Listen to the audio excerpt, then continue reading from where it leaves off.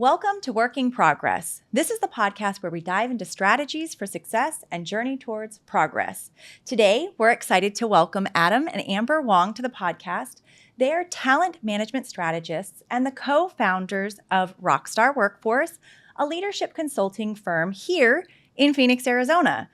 Adam and Amber are also the winners of our 40 Forward book contest, a special collaboration between TTI Success Insights and Aloha Publishing to celebrate TTI's 40 years in business and spotlight the talent within our partner network.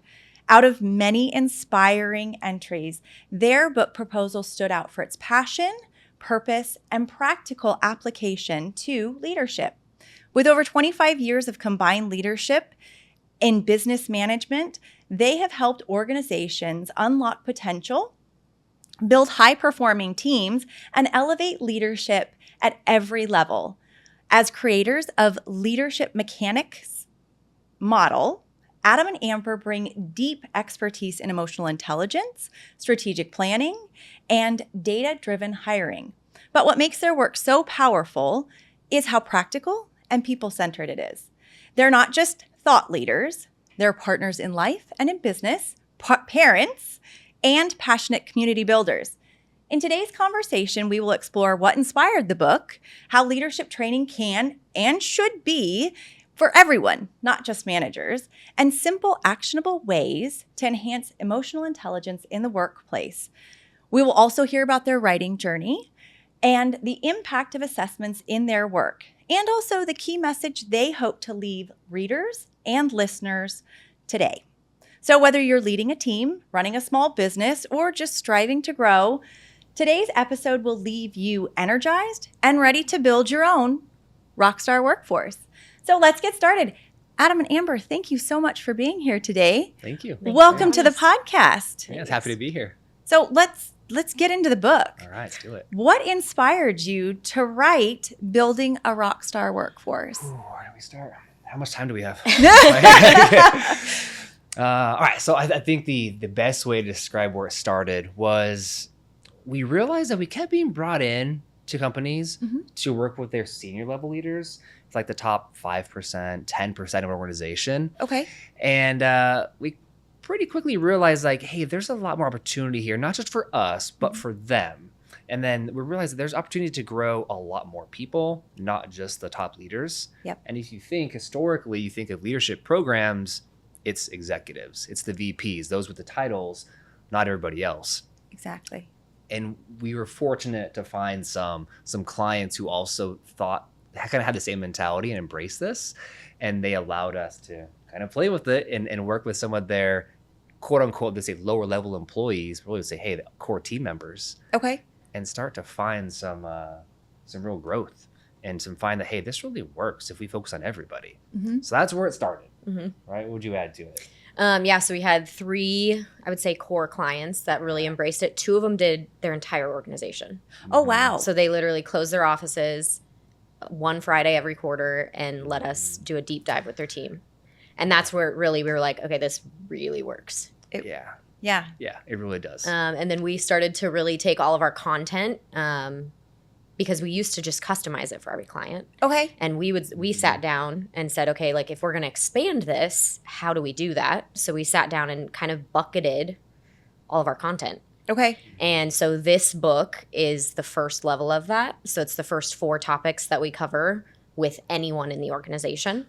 Oh, wow. And so that's what we kind of beta tested with those clients. Yeah. So that's what we go to market with now. So we have 3 different, approaches that we take. Okay. 3 different tracks, if you will. And they start with this one.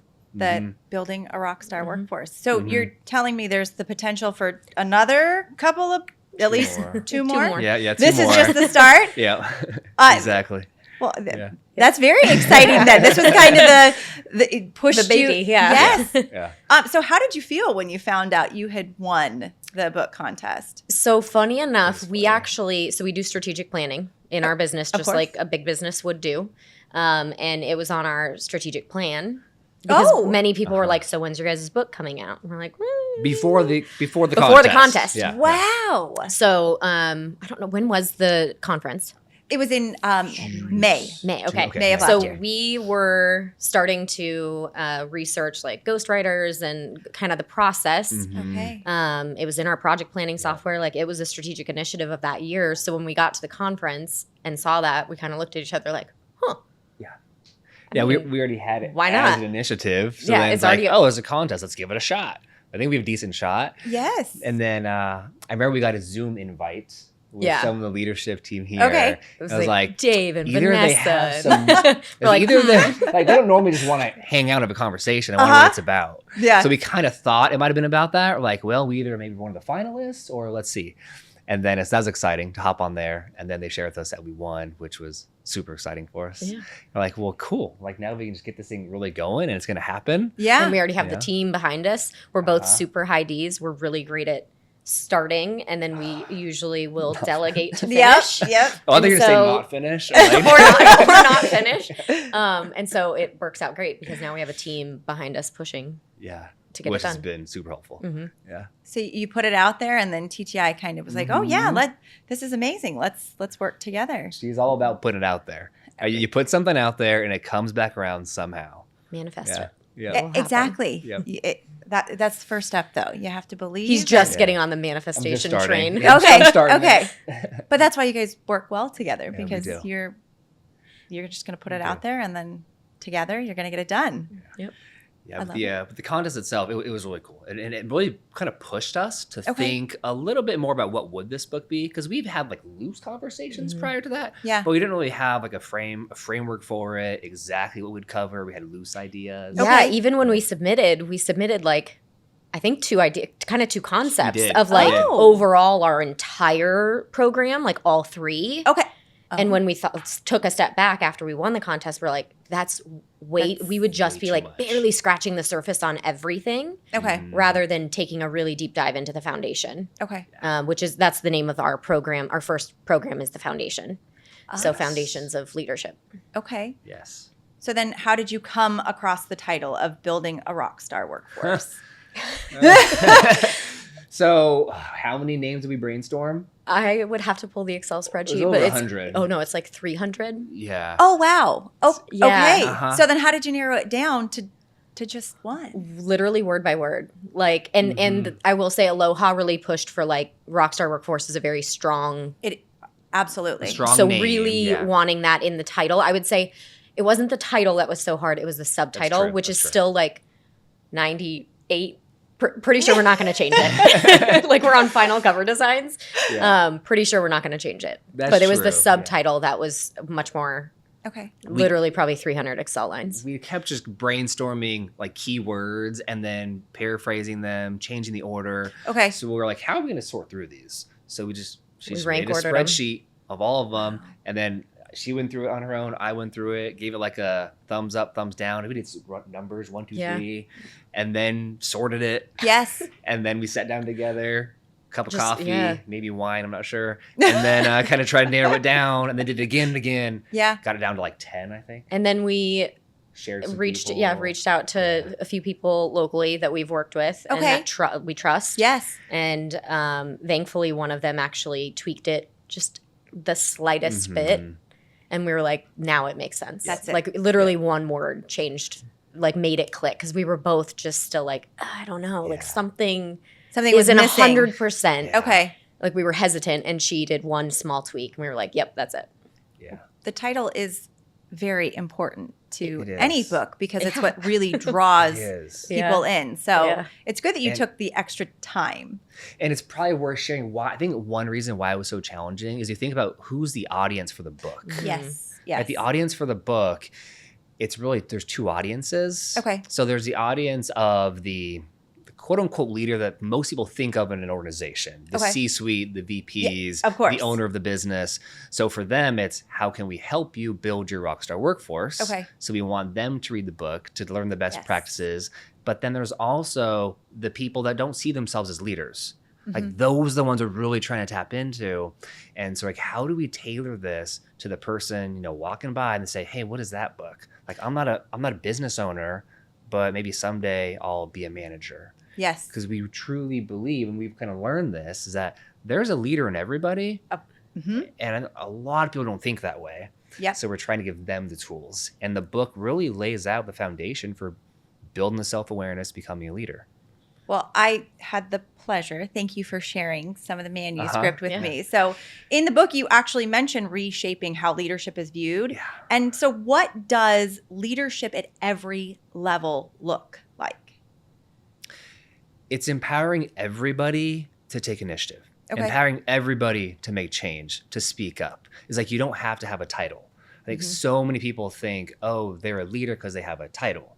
Well, I mean, that's old school thinking. Yes, very right? old It's very school. old school thinking. Like anybody, and I think every organization has these leaders that don't have titles.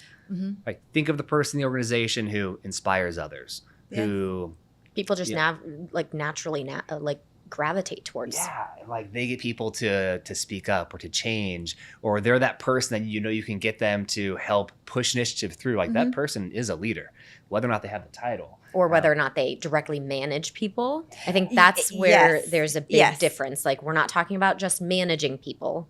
We're talking about truly leading people and inspiring people and making change. So not just I have direct reports, so now I'm a leader. Yes. Because that's very different. You can manage people and not be a leader. Yeah. Definitely. Hopefully not if you're working with Rockstar Workforce. No, that's what you're teaching. That's what you're trying to avoid. And we do approach the way we teach. It's different depending on the audience. Okay. And there's different types of topics that we'll cover. So, and I think we're talking about that, right? So this book is built to create a foundation of leadership. Okay. So self-awareness, people skills, interpersonal skills, emotional intelligence, how to have tough conversations. If they're really skills that anybody can benefit from. Now there's other things that we work on, such as delegation, building a team, coaching. Okay. Those are reserved for a different book and a different program. Okay. So we do still tackle those, different audience as well. Okay. Right? So we're not trying to get everybody to embrace the idea that they have to learn how to delegate, how to coach people. Okay. That's different. Maybe they'll advance into that. So you mentioned the people skills. You mentioned emotional intelligence. So what are some of the simple ways that you teach people how to build those skills or enhance their emotional intelligence a little bit? Well, we can take that a couple ways. We're very excited to share that we've partnered with TTI in this book, and we're able to offer a shortened version of some of the assessments. Okay. So every person that gets the book will have the opportunity to learn about themselves. Right, so to take an assessment, and then so they're to learn a little bit about their emotional intelligence, a little bit about their behavioral style and their competencies. So we're kind of unpacking that for them throughout the book, so they'll be able to tap into that. So we can't say it's not just one thing. Yeah. But the book will talk a lot about trying to empathize with people, trying to put people first. A lot of people. They don't do that. They focus on the task at hand. Like, what do I have to finish today? When's that due? And there's so much power in just taking a moment to reach out to people. Yeah. Connection. Absolutely. Connection's huge. So how do you go about developing that leadership culture in the organizations? It's so typical to, we're going to have a 2-day training and it's going to be all about leadership. But what are some of the things that day-to-day people can do to try and develop their leadership skills? I think it's these skills that we're talking about. Okay. It's about connecting with everyone. Okay. Truly connecting, not going for a purpose of there's a deadline and I need X, Y, Z from you, but truly trying to build connection with your people. Okay. And I think we're more so about culture is natural. You can't force that upon any organization. It's something that's going to naturally occur. And it's through human connection, basic human connection. And so by building that foundation of how to communicate, how to recognize how to communicate with someone, how you respond, so your emotional intelligence, it's all going to go so far in building that culture naturally. Yeah, because every company has a culture. Is it a good one? Is it a bad one? Is it healthy? Forced? Is it fun? Yeah, is it super serious? Like, what's the culture? Every company has a culture. Yeah. So this book is probably trying to inspire people to have a healthy, fun, but accountable culture where people are connecting with one another, they're getting their work done. Yes. But also having some fun along the way. So when you go into a company, how do you spend some time in the organization to try and figure out what the company culture is? How do you approach that? Not so much that. Okay. But we do choose our clients. Okay. So what I mean by that is if we're working or we're starting to work with a team, we do want to feel them out to make sure they're the right fit for us. Yes. Because not every organization is ready for us, and we might not be the right fit for them. So we're not trying to change anyone's culture, but we have to make sure that it's the right kind of company for us. So what does that look like? Well, people have to embrace this idea of growth, and it can't just be a box that's checked. Okay. Yeah. That's like one of our criteria. Yeah. Okay. Like if we get that feeling that they're just like, we were told we need leadership training or Rockstar Workforce, like that's not a good fit for us because if they don't embrace it at the top level, they're going to feel that at the lower levels as well, or the in-between. Absolutely. And so if they're just checking a box, it's not a good fit for us, and we are happy to recommend other approaches. Okay. And so a lot of times we'll do a deep dive and kind of interviewing them, finding out what they truly need. Sometimes we'll even do kind of a 90-day tester with the leadership team, joining in on their meetings, making sure if we're unsure that it's a good fit both ways, that they're going to gain as much as we do out of it. Yeah. We've really evolved, right? The first couple of years, fortunately or unfortunately, we kind of found the types of companies that aren't ready for us.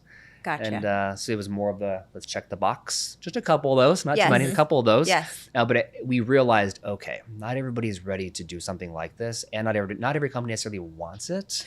They're willing to invest financially in it, but they might not be willing to put the time in. So also a standard now is the executive team goes through it as well. And so they go through their program, rubbing shoulders with everybody else in the company. Okay. So you can have the CEO sitting next to an intern, a receptionist, or a VP. Oh yeah, so we're not looking to exclude, rather be more inclusive. Okay. So bring people in. In fact, we recommend that. The more we can bring the people at different levels in together, the better. Now that is for the foundations program. Okay. For as the programs advance, then that room changes. Gotcha. But Okay. the foundations program, we're learning people skills. Yes. So why not rub shoulders with everybody else? Absolutely. It's always, so are they smaller companies? Are they larger companies? Our sweet spot is under 1,000 employees. Okay. Yeah. 300 to 500 is we keep finding ourselves. Okay. Employees, but we also work with some smaller companies as well. Beautiful. Yeah. So the smaller companies is we might be able to have the whole company at one time. Yes. But the larger companies, we they divide them into what we call cohorts. Gotcha. So groups of 20-ish people at a time. And she somehow manages that schedule is overlapping all the cohorts. We often have cohorts starting every month for certain clients. So it's so it's a big initiative, not just for us, but for them as well. Absolutely. Mm-hmm. I think it's very interesting that you say you're choosing your clients as well, because when you start out, you just anybody. Yeah, we need the business. Let's cash go. flow is important. It's very important, but you've kind of evolved from that. And to your point, it has to work for you as well. Yeah, otherwise it's not enjoyable for us. It's like the few times at the beginning where he's like, "Oh, I gotta go with XYZ client tomorrow." I'm like, I know. Like, but we learned, and now we can say no to those things because they're not enjoying it either. They're there to check a box, and if that's no one's gaining anything out of it then. Hopefully a few people are gaining some stuff, but at the end of the day, we're not making the change that we want to make. You don't want to force it. No. We want people to want it. And what she hinted at, which I guess I take for granted because we've been doing this for a little while now, like the first 90-day kind of introduction to the team is we want to get a sense of what they're doing, what they're up to, and just to make sure that we're living the same values. And fortunately, we haven't had to stop any engagements in 90 days. But that first 90 days, and we put it out there, it was like, hey, you'll get to learn how we work. We get to learn how you work. And then at the end of that first quarter, we'll see if we want to continue together. Gotcha. And so far, so good. Yep. But, well, let's talk about the writing process for you too. What was that like? Did you have any surprises? Any lessons that you learned? Again, you guys are business partners in life, parents, all the things. What was it like to write a book together? It was tough. Not tough on the personal level. No. Okay. No, not that at all. I think what I kept coming back to was like, so when we started with Aloha, they're like, you guys are already authors. And we're like, oh, whoa. Well, thank you. But we've done some workbooks for like all of our sessions, but I by no means would consider us authors. Like those are very, very different than what we're thinking. Like this is very permanent. Like yes, with our workbooks, Adam we reprint them and redesign them and tweak them literally every print run is probably a tweak or two. Like there's no tweaking the book. No. Like once it's out there, it's out there. So I like kind of, once we got the first manuscript back, was like, oh gosh, like this is forever. And then we really took a deep dive into it and like nitpicked and really changed it, which we didn't anticipate. Aloha was great in that process because we took way longer in that chunk of time. Because we wanted it to be truly the best not perfect. We know it's not going to be perfect. And I'm sure we're going to look back on it in 10 years and be like, oh, this could have been so much better. But we wanted it to at least nitpick it as much as we possibly could before, that final, we're like at the 90% manuscript, I think. So where it's just like looking for typos and little things. No major changes though. There shouldn't be any major changes. No. No. And even going back, thinking about the whole writing process, of course, we start with an outline. Yes. We get on the same page, the outline, and then Aloha starts interviewing us. Yeah, lots of interviews. To really get a feel for just what we would like to see in the book, but also how we speak, the words we use, like down the vocabulary, even recorded some of our live sessions, gave recordings, gave all of our IP so they could really get a good understanding of what we do and how we do it. And then they start writing, start sending it back to us. And that was even something we had to learn is proofreading, because it's both of us, right? So I proofread, she proofreads. We have different thoughts on things. So then we're coming together. So I think for one author, it's a lot faster, right? You proofread, you're making your notes, send it back. But it was I read, she reads, we each have notes. Then we come together on notes, and then we have to settle on those notes and then send it back. And same when the manuscript, we get it back, do it again. So, but I think that but it's helped. Like truly is also like how we run our business. And so they're really going to get a good sense of not just Adam, but also myself. And I'm not normally client facing and like doing, the trainings or anything. But I'm very, very much so on the back end and in communication with everyone all the time. The managers, the people in the cohorts. So they get a sense of both of us in the book, I feel like, because we were able to, it's not just Adam and how he trains it, but both of us. So it's a true representation of Rockstar. Of the both of you. Yeah.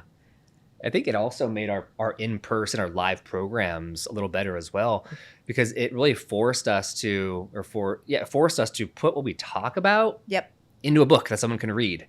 And we had to think about, they're not sitting there to ask questions. So how do we write this in a way where they just know what to do, or they know what it means? How can I bring them into this story? Because when I facilitate, it's very interactive. Conversational. Asking questions, pulling things out of them. And reading a book, you can't do that. No. So changing how we almost facilitate from live to a book, that was a change. To make it make sense without that conversational piece that happens with 20 people in a room. I think probably was the hardest piece of like, we got to bring this to life with stories that they can connect with. So which is natural for us to share in a live session, but in a book it's different. And then go into some of our clients like, hey, I'm going to share this story about you. What do you think? Like, I won't list your name, but if you don't want us to. And some of them, it was like, no, put more people's names in it. Like you use truly use us. So it was, That's just fun. A testament of what you have done, that they're saying, oh, no, you absolutely use my name, do whatever you want. So. Hope so. So your work with TTI and the assessments, did that kind of influence any of the book? And if so, how? I mean, our programs in general. TTI is, we in every one of our full programs, they are going through HD or DNA. That's literally the first session. So Trimetrics HD. Trimetrics HD or Trimetrics DNA. They go through EQ. They go through stress. We license Ryan Lisk. RTC, real-time coaching. So we've got a lot of the network, and TTI is in our, not just the book, very heavily in this book, but very heavily in our business in general. So we start every program with self-awareness. Beautiful. And so they're taking those assessments, they're learning about themselves. They often have 2 or 3 sessions where we're going through that. And then depending on what program they're going through, they may take some more later on in the program. But it's natural. It's how we do our business. It's also how we do coaching. So it just makes sense that this goes into the book. So it was a huge influence for the book.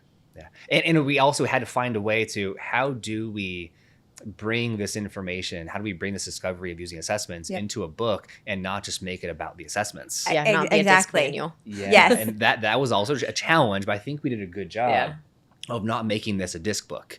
Beautiful. And candidly, the first versions coming back from Aloha were pretty heavy on the assessments. Okay. And we said, we can't No. do It this. just doesn't. It's like reading Like a manual. if someone wants a disc manual, TTI can provide Yes. that. Or if they want an EQ manual, TTI can provide that. Absolutely. It was Yeah. just too assessment heavy, too assessment language heavy, I should say. And they understood that, and they appreciate the approach we're trying to come from. It's like, this is about helping people learn about themselves and connect with people. So yes, the assessments are intertwined in there, but it's not a book about assessments. We want to make sure that was very clear. And I think it's not. It's not at all. Well, I know, again, what I read, it was not, but I went, oh, that's a little piece and that's a little piece. So it was tough, but I think we did a decent job. Yeah. I think you did an excellent job. So what's one key message that you would like listeners or readers to take away from building a rockstar workforce? For me, I think the biggest key message is that there truly is a leader in everyone if they're willing to jump on that, and if they're willing to embrace it, and they're willing to tell themselves, okay, I can be a leader. What does that mean? Yes. At least just kind of peek into it. If everybody can have that thought.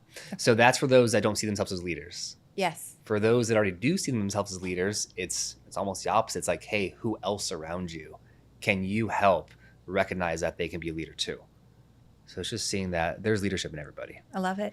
And I think I would piggyback with that reading the book isn't going to make you a leader or give you a rockstar workforce. Like, you have to take action, and we will have a lot of actionable resources available to them as well. And so I would almost encourage them to read it slowly. In our programs, we have minimum of 3 weeks in between each session, and that's very intentional. We've had clients come to us and say, can we do, one a week for a month? And we're like, or a 2-day boot camp. No, because you have, in order to truly make that change, you have to actually implement what you're learning, reinforce it, practice it, build those muscles. And that doesn't happen overnight or within a week to develop your EQ. And so I think I would encourage readers to read it slowly and intentionally and truly use the resources that we're going to make available so that they can truly make change. Okay. That's a big one. Yeah. That's huge. So last question, and kind of fun because, again, I love the title of the book. I love the title of your company. So what are 3 words that would describe a rockstar workforce? So we didn't rehearse this. So I don't know what her 3 words are. I don't have them. Do you have any words? So I think of a rockstar workforce. I think of accountability. We talk about accountability a lot. It's about doing what you say you're going to do, take ownership. And that's becoming more and more of a hot topic, it seems like. Extreme ownership. And it's so important, though. So accountability would be a big one. Impactful is whatever work they're doing, impactful / purposeful, if they care about it. And I think fun. Who wants to work somewhere where it's not fun? I agree. Yeah, and if you're doing the right things, work should be enjoyable. Yeah. Yes. Yeah. I think the same. I would also say intention, to be intentional with their time, with their actions, with their conversations. I think intention goes so far, not just checking boxes like we've said a few times. Yeah. I think that would be, my only addition to so those. 4 words. 4 words, yeah. We'll do it as a team. We get a couple extras, right? Yes, the 2 of you, we can need to do 6 6 or 4. It's fine. Well, that's a wrap on today's episode of Work in Progress. A huge thank you to Adam and Amber for sharing your insights, stories, and passion for building stronger teams and more empowered leaders at every level. We're really excited for the book release. If I'm correct, it's in September, correct? Probably before that. Before? We don't have a date. It's probably probably before summer. that. Yeah. Okay. I don't want to say summer. It's summer summer 2025. Summer 2025. Yeah. Okay, perfect. And well, Phoenix summer is long. So it's who now. knows? Yeah, we have till October, right? Well, I know it's going to be a very powerful resource, and I'm excited to read more than just the manuscript. If you found today's episode valuable, please subscribe, leave us a review, share with a colleague or fellow leader. Your support helps us continue bringing meaningful conversations to life. And remember, leadership doesn't start with a title. You actually said that, Adam. It starts with awareness, intention, and the willingness to grow. So until next time, keep exploring, keep learning, and keep making progress. Take care, everyone.